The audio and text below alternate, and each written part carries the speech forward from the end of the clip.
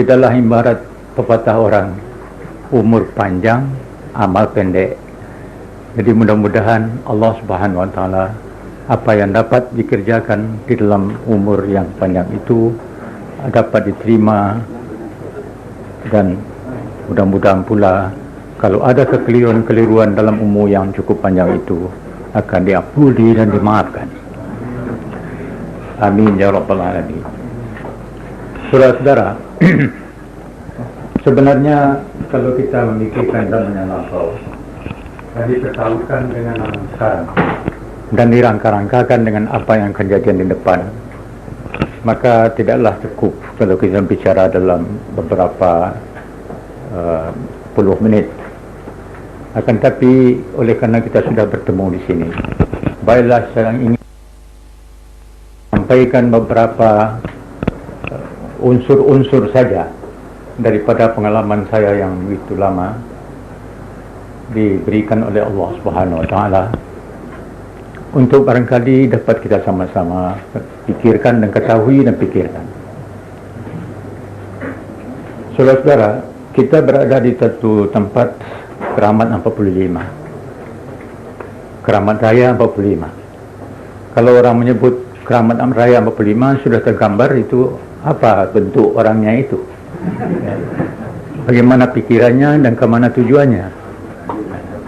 Ada yang tidak senang, ada yang senang, ada yang merasa ya menjadi kehormatan bagi dia kalau dia datang ke Keramat 45 itu.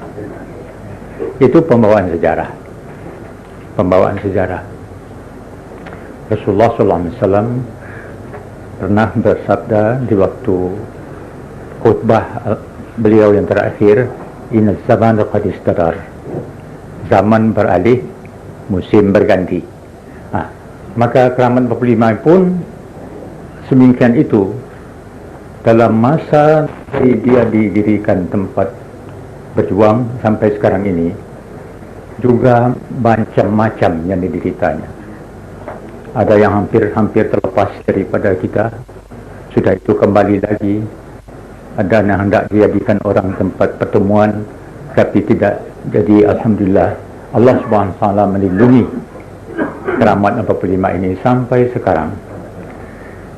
Boleh barangkali satu isyarat, sebagaimana dikatakan saudara yang membacakan syair tadi, Saudara Endang Saifuddin, mereka belum pulang. Artinya masih terus berjuang dalam keadaan bermacam-macam. Dahulu Keramat 45 ini baru didirikan sesudahnya Masyumi diproklamirkan pada 7 November tahun 1945. Kita tidak sangka ini akan dapat tempat yang begitu baik. Yang mula-mula perlu saya terangkan, sebab tidak ada di sejarah tertulis. Kita menumpang di satu tokoh yang sekarang menjadi tempatnya Tamadun. Tetapi mungkin lama makin sempit.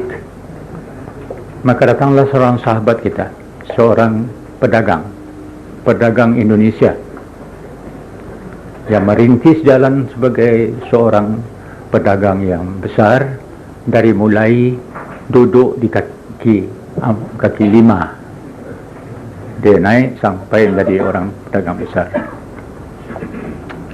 Dia melihat kami duduk di tempat sempit itu, katanya, "Ini ada tempat." "Di mana?" "Oh, itu ada orang-orang Belanda yang duduk di sana. Tapi kalau perlu saya belikan dulu. Tapi tuan-tuan mesti bayar." Jadi kita katakan, ya silahkan, syukur.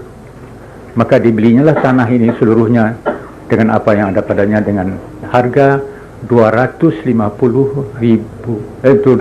250 ribu rupiah. Ya. Ya.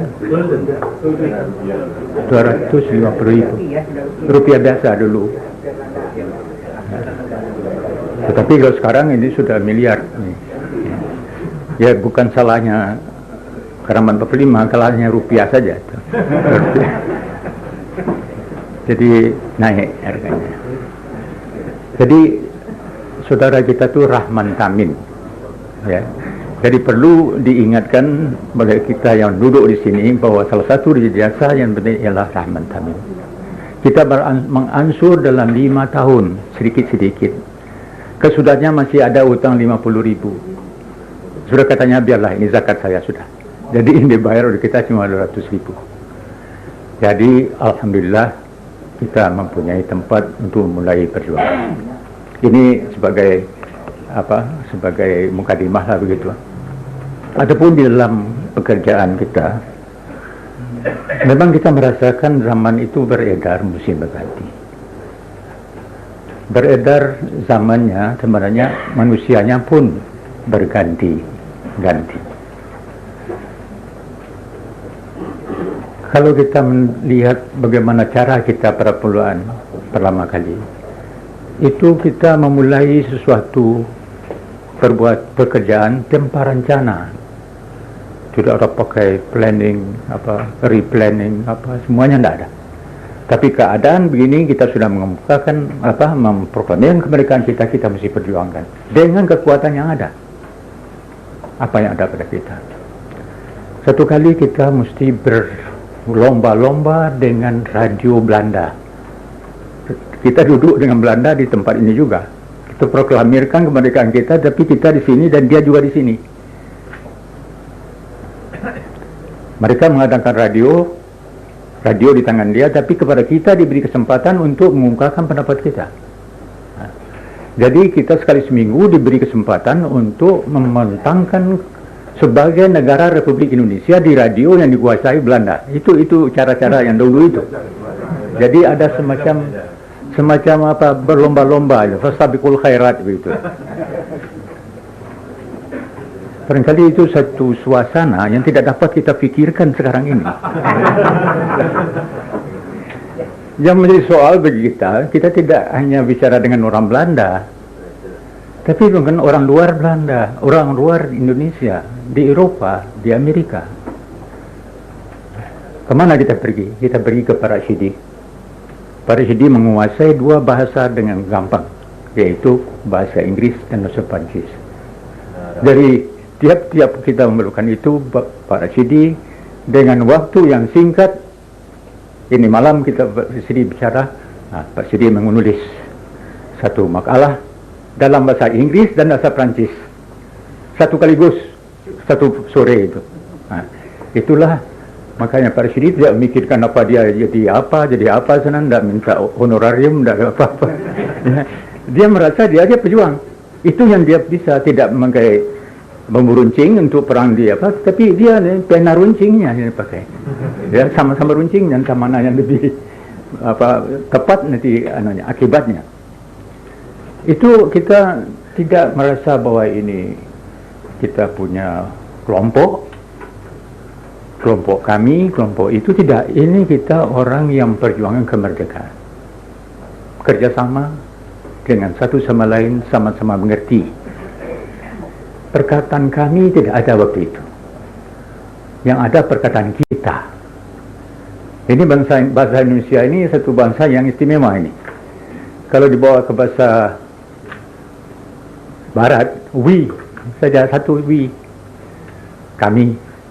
Bahasa Arab, nahnu, kami. Tapi di Indonesia, nahnu itu 2. Ada kita, ada kami.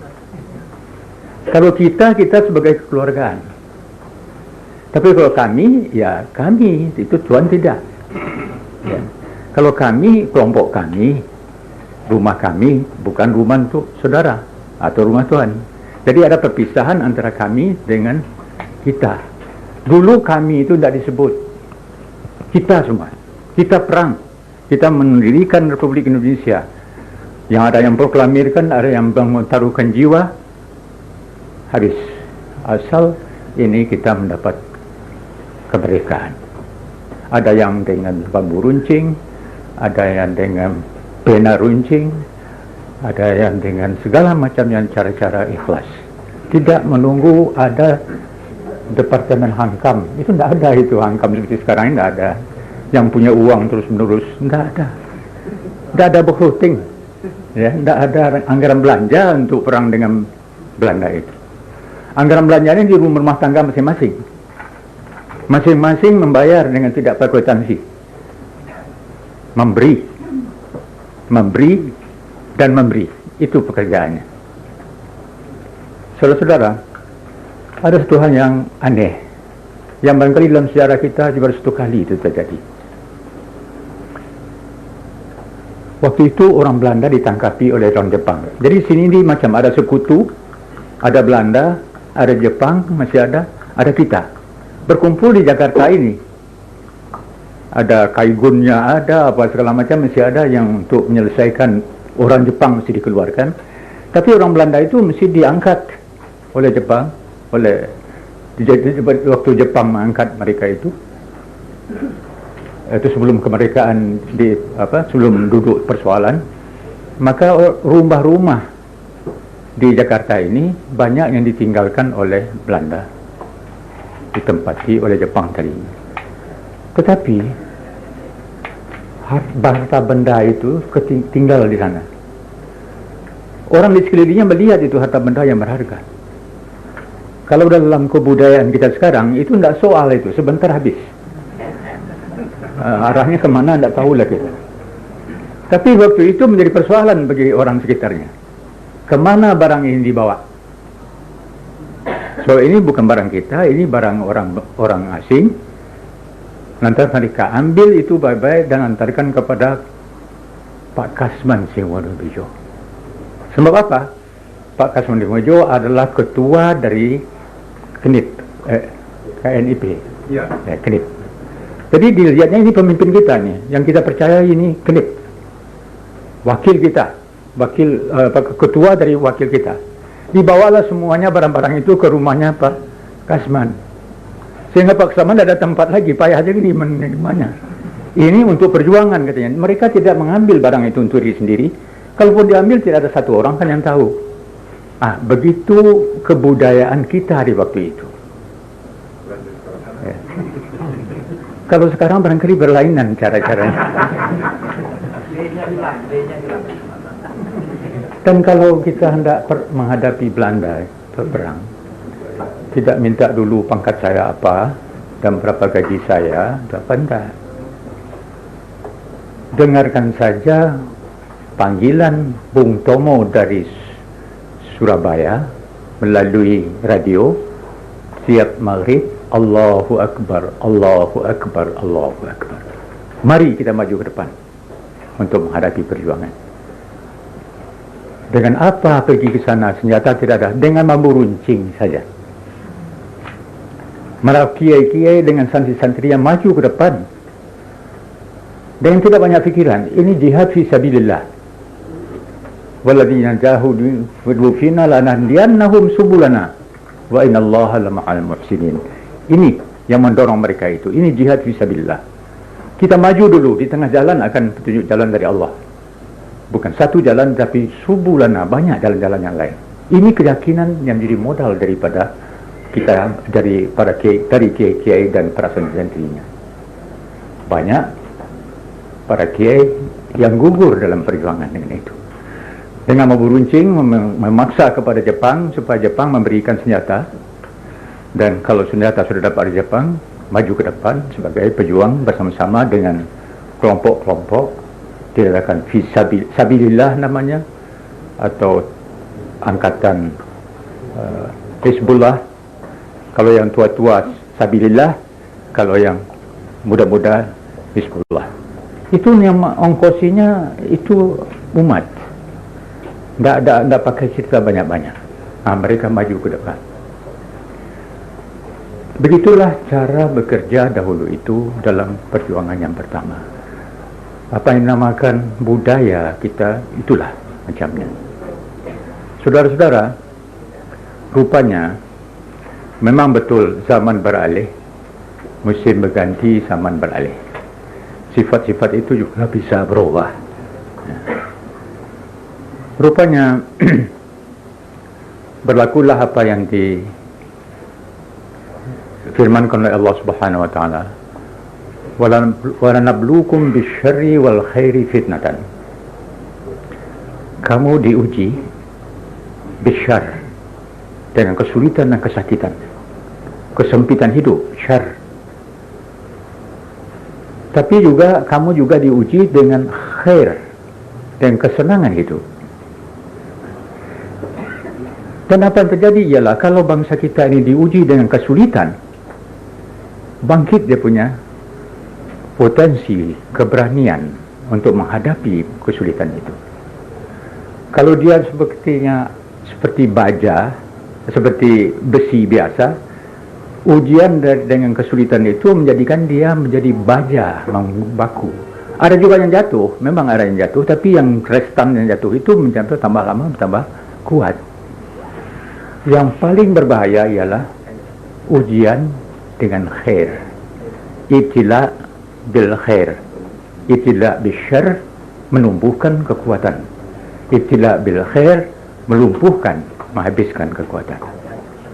Itu bertemu dalam sejarah ini. Di waktu kita masih melihat musuh di hadapan kita, itu kita bersatu.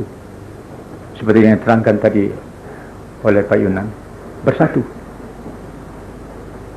Entah KNO namanya, entah Muhammadiyah namanya, atau apapun namanya. Tetapi sesudahnya kita menang, kata orang, tidak ada lagi lawan yang akan dilawan. Kita sudah menang, kita sudah diakui oleh seluruh Indonesia, seluruh dunia malah. Ini khair.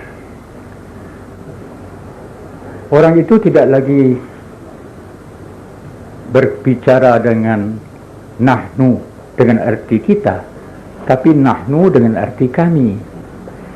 Kita sudah menang, tapi bagian kami mana? Bagian kelompok kami mana dia? Dan kelompok sana saja memakai mencari untung, tapi keuntungan bagi kelompok kami mana? Nah, timbullah pergeseran-pergeseran antara orang-orang yang sama sebarisan menghadapi lawan tadi itu. Maka apa yang dinamakan masyumi itu beransur-ansur pecah. Pecah, tapi masih bisa dipertahankan sedikit, begitulah. Tapi sedikitnya pun masih kuat untuk berhadapan bersama-sama. Di waktu di Konstituante menghadapi musuh yang berperang bukan dengan senjata fisik, tapi berperang dengan pemikiran dan logika, dengan orang-orang yang tidak setuju untuk memakai Islam sebagai dasar negara, kita berkumpul lagi. Ya NO-nya, ya Masyuminya, ya FRT-nya, semuanya berkumpul menghadapi sekularisme, menghadapi nasionalisme. Nah, jadi ini dua apa? Ibtila bil khair dan bil syarr ini yang harus kita perhatikan setiap waktu. Dan kita jatuh, dan banyak orang yang jatuh lantaran ibtila bil khair. Itu pengalaman-pengalaman yang kita hadapi, itulah sudah itu. Ada satu hal yang kita lupa juga. Seringkali tidak ada yang menulis itu, tapi baik kita ingat. Kita itu terlalu banyak barangkali kadang-kadang di saat-saat yang genting, yang menentukan, husnudzan, sangka baik kepada orang sekeliling kita, sangka baik. Apa yang saya sebut dengan sangka baik? Saya katakan tadi, di waktunya Bung Tomo membacakan Allahu Akbar, sudah maghrib. Kita ini mempersiapkan diri, kalau tidak besok lusa, kalau tidak bulan depan kepada peperangan. Maka dirilah di BKR namanya, ada PKR namanya, ada TRI namanya, sudah itu TNI yang terakhir. Jadi dari kelompok-kelompok berjuang yang bersenjata sudah ada divisi-divisi. Hizbullah ada, Sabilillah ada, dan lain-lain juga ada. Tetapi sudahnya menang, kata kita, Pak Kiai dengan santri-santrinya tidak suka lagi pakai baju hijau. Dilihatnya baju hijau itu serdadu, ya. Jadi dia pulang ke pesantren masing-masing. Nah, tadinya pedagang-pedagang, ya dia ingat lagi kepada dagangnya, pergi ke pasar. Kosonglah TNI dari unsur-unsur pejuang Islam di dalam persenjataan. Dan itulah salah satu dari akibat kita sekarang ini. Yang ABRI kita itu kosong dari orang-orang yang mempunyai cita-cita yang tidak sekuler, atau yang banyak mereka itu tidak peduli dengan Islam. Kalau andai kata kiai-kiai kita waktu itu tidak menarik diri dengan santri-santrinya, insya Allah ini keksiran kita itu ada kelompok-kelompok yang bertahan. Tetapi tidak dibubarkan, membubarkan diri sendiri. Jadi merasa ya ini serdadu-serdadunya apa ini, saya lebih baik mengajar lagi ke pesantren. Nah, padahal ada kiai-kiai yang sudah syahid. Ada di Tasik Malaya ada, dan di Banten ada, syuhada. Jadi kerugian dalam sejarah ialah kita terlampau husnudzan dalam hal ini. Banyak hal-hal yang kalau kita teliti sejarah itu, ada saat-saat yang kritis yang menentukan di mana kita itu terlupa. Pemimpin itu salah pasang lah begitu, salah pasang. Husnudzan terlalu banyak kadang-kadang. Sehingga kalau orang-orang yang bersaing dengan kita itu, kita tidak mau mengatakan musuh kita, yang bersaing dengan kita, sebab kita ini bersaing dengan orang lain, kita itu mau memakai cara-cara yang beradab, ya, akhlakul karimah, gitu ya. Dan kita itu, cita-cita kita itu, kita mau membangun Indonesia ini, membangun Indonesia, mengajar orang Indonesia untuk hidup dengan negara yang berdasarkan undang-undang dasar, dengan berdasarkan musyawarah, seperti apa yang disebut, nilai-nilai yang disebut dari apa yang kita tetapkan dalam undang-undang dasar itu. Demokrasi kata orang, ya namakanlah itu demokrasi. Apa kejadian?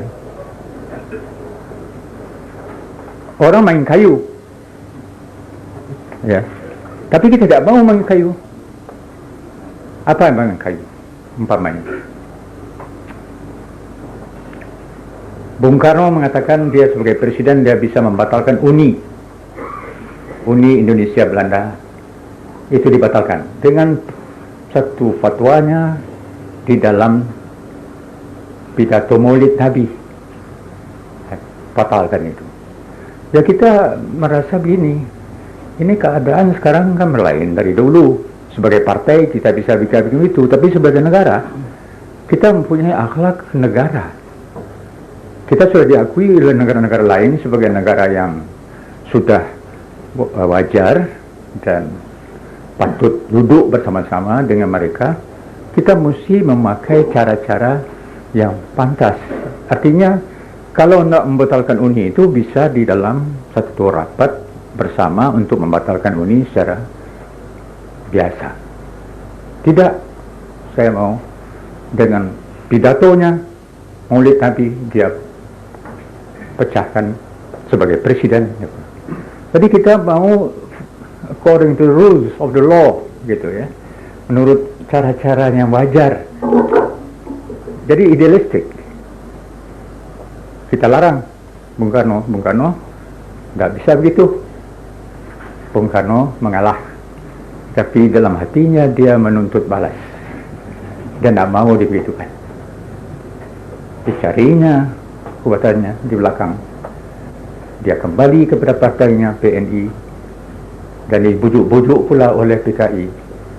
Maka kabinet waktu itu diboikot oleh parlemen, filibuster kata orang. Jadi tidak cukup quorum untuk membicarakan persoalan yang dihadapi. Sehingga di waktu itu kita mengatakan kalau filibuster itu tidak menurut musyawarah itu, kita idealistik, terlampau idealistik. Jadi kita mengatakan kalau begitu ambillah kembali ini. Kami mundur, kalau tuan-tuan mau begini caranya, kami mundur. Dengan maksud untuk mengajar kita bagaimana mendirikan negara yang baik. Sudah lepas dengan kita, ya kita dipukul. Satu demi satu, lepaslah pimpinan dari tangan kita. Nah, ini saya mengatakan ini, sebab ini orang tidak membicarakan ini. Orang membicarakan kalau kita ini baik-baik semua. Tapi saya mengatakan, perlu diketahui oleh generasi yang akan datang, kekeliruan-kekeliruan dan sejarah yang bisa dipelajari dan supaya jangan berulang lagi. Supaya saudara-saudara yang melanjutkan perjuangan sebagai menambung warisan kejadian ini di Indonesia sudah oleh generasi yang telah sudah itu. Saudara-saudara, di akhir-akhir ini kita sudah mengalami hal-hal yang pahit-pahit. Bertambah hari, bertambah pahit rasanya. Saya baik di rumah atau di kantor, itu kawan-kawan kita yang dari daerah-daerah, dia tidak minta permisi dulu kepada tempat guna tamu itu, dia buka pintu saya, dia masuk, dia duduk. Ya. Bagaimana saya mengusirnya? Tidak bisa saya mengusirnya. Dia terima. Gitu. Dari mana datang? Dari Jember, Pak. Ini saudara datang lagi yang lain dari Banjarmasin, ada lagi dari Sumatera Selatan. Apa soalnya? Tidak, ini Pak, ini tidak bertanya saya kemana kita sekarang ini. Tidak bertanya saja. Ya ada konsep atau apa, proyek atau apa? Tidak ada proyek ini. Saya bingung ini apa, kemana kita sekarang ini? Ini sudah kalah, kita sudah kalah. Kemana kita ini sekarang? Sekarang apa peluit panjang oleh referee sudah berbunyi atau belum? Orang kan membal nih. Sudah kedengaran peluit panjang sudah berhenti main atau belum? Apa itu? Begini, kalau membal itu ada referee. Kalau sudah selesai 2 kali main itu panjang begitu. Itu artinya berhenti. Sudah ada kedengaran belum? Oh belum katanya. Jadi kita masih main ini. Sebelum peluit panjang berbunyi kita masih main. Kalau saudara mengatakan kalah ya 1-0 lah. Ya. Atau 2-0. Tapi kita main lagi. Jadi jangan lebih dulu mengatakan kalah, mengalah. Yang tidak boleh ialah mengalah. Kalah boleh. Sampai 5-0 boleh kalah. Tapi kita terus untuk menjemput kekalahan kita itu.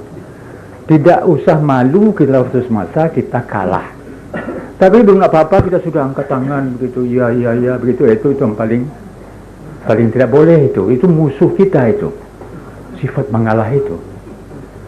Rasulullah pernah mengatakan, dengan orang satu masa yang kamu ini ibaratnya makanan yang terhidang di meja diperebutkan oleh orang-orang. Jadi makanan yang pasif yang diperebutkan oleh orang lain. Bertanya sahabat itu, kenapa begitu nasib kami? Apa kami tidak cukup banyak? Tidak kamu lebih banyak dari mereka itu. Tetapi ada yang kamu, sifat kamu. Apa itu?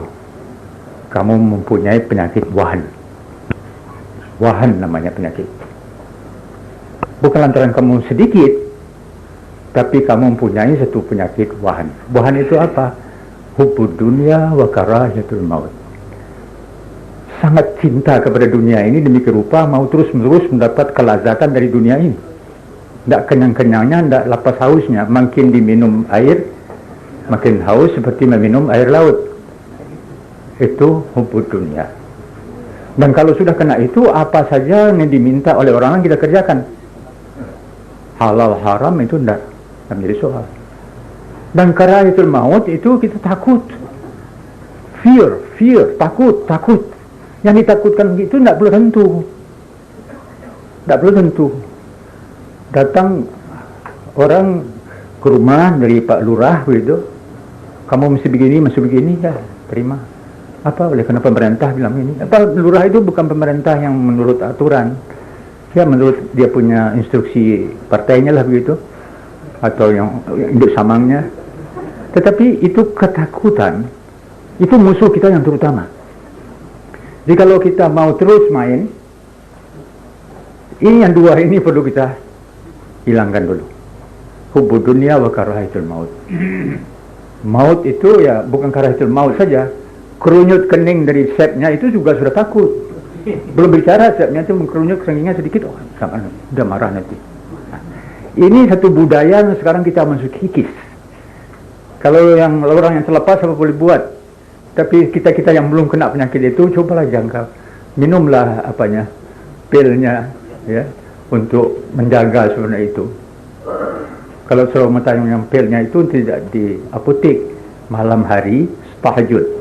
Sana itu ada pilnya yang untuk menjadikan saudara itu tahan. Saudara ibtila bil khair dan ibtila bil syar itu. Ini supaya kita, yang penting ialah jangan kita merasakan gaji sudah habis. Musim berganti, zaman beredar. Ini dah habis. Saudara-saudara, apa yang kita rasakan di Indonesia ini tidak banyak berbeda dengan apa yang dirasakan oleh negara-negara lain di negara Islam lain. Tidak banyak berbeda. Ambillah Tunisia. Tunisia itu yang berkuasa sekarang Bourguiba, jadi presiden. Presiden itu mempunyai kekuasaan penuh. Sekarang meringkuk orang-orang Islam, pemimpin Islam dalam penjara-penjara. Pada Bourguiba itu, di waktu dia sedang memperjuangkan Tunisia supaya merdeka, pada tahun 51 dia datang ke Jakarta. Saya terima dia kebetulan sebagai Perdana Menteri, sebagai teman seperjuangan. Mereka sudah mengatakan, tuan-tuan sudah merdeka, kami belum. Apa yang tuan-tuan bisa bikin untuk kami? Nah, dia orang Islam, dan dibawanya itu sebagai muslimin di Tunisia, utusan muslimin. Kita adakanlah satu usaha untuk memberikan senjata bagi orang Tunisia. Itu kita adakan satu permusyawaratan antara Pak Aruji dari orang Islam, Pak Kasimo dari Katolik, Tambunan dari orang Protestan, dari Hamid Al-Ghadri sebagai orang sosialis, satu kelompok, dan saya dimintanya jadi ketua. Itu mencari uang supaya mereka dapat beli senjata. Kita berikan juga satu kilogram emas untuk dia senjata. Sangka kita ini seorang pejuang Islam. Tetapi sesudah dia menang, keadaan bertukar, dia menjadi presiden, romannya lain lagi, berukar. Kalau dia bicara di Mekah Ramai, di hadapan Mekah Ramai itu rapat umum gitu, dia bicara-bicara dalam bulan puasa, dan segan-segan dia minum waktu dia minum. Dalam puasa dia bicara pakai minum gelas. Nah, jadi itu waktu kita berjuang fisik, yang maju ke depan berkuah darah umat Islam. Sesudah menang, peraturan negara itu terserah kepada orang-orang yang lain ideologinya. Sekarang ya namanya sosialis. Entah sosialis apa namanya tidak tahu pula kita. Begitu juga di Mesir, begitu juga di Aljazair. Tadinya juga begitu. Tetapi alhamdulillah, qad istadar, ya. Tidak ada yang tetap di dunia ini melainkan perubahan. Bergilirnya perubahan itu telah tetap. Kita mendengar atau kita mengetahui Ikhwan Muslimun itu sudah tidak ada di Mesir lagi itu. Sudah pergi keluar. Tetapi mereka tidak mengatakan ini peluit belum berbunyi. Ya, peluit referi belum berbunyi yang panjang itu. Mereka terus bekerja di manapun, baik di Mesirnya atau di luar Mesirnya, di Eropanya, di Amerikanya, di Prancis, di Inggris, mereka bekerja. Sekarang dalam pemilihan umum yang terakhir, ada 30 ikhwan muslimin ada di dalam parlemen dari Mesir. Orang kaget. Tadinya 1-2 ditompangannya kepada partai Wafd di sana, tapi ditompangannya bukan sebagai ikhwan muslim, tapi minta tompangkan namanya di dalam daftar pemilihan. Tapi sekarang ini yang terakhir ini dia 30 lebih. Jadi itulah yang saya katakan, apa yang tadinya sudah nampaknya tidak ada lagi, itu sebelum peluit berbunyi, jangan mengatakan sudah selesai. Nah, tergantung kepada kita untuk terus menerus dengan mendekatkan taqarrub ila Allah dan berdoa, mudah-mudahan Allah memberikan kekuatan kepada kita. InsyaAllah Tuhan akan memberikan yang demikian itu. Saudara-saudara, sekarang sudah hampir zuhur, tak usah kita banyak kursus kader sekarang ini. Kita mengingatkan saja sejarah-sejarah yang crucial point, kata orang yang bersejarah-sejarah itu, supaya kita ingat melihat hari depan dengan mempelajari hari yang telah sudah. Dan kita berkumpul di sini adalah satu keluarga. Kami satu demi satu diantarkan orang, entah ke karet kah, entah ke manakah. Dan giliran kami juga yang telah beruban-uban ini barangkali tidak akan lama lagi. Tetapi saudara-saudara lah yang hadir ini akan menjadi mewarisi perjuangan ini. Bukan uang, tapi kewajiban. Mudah-mudahan saudara-saudara akan diberikan kekuatan untuk merintiskan jalan yang baru. Sekianlah, wassalamualaikum warahmatullahi wabarakatuh.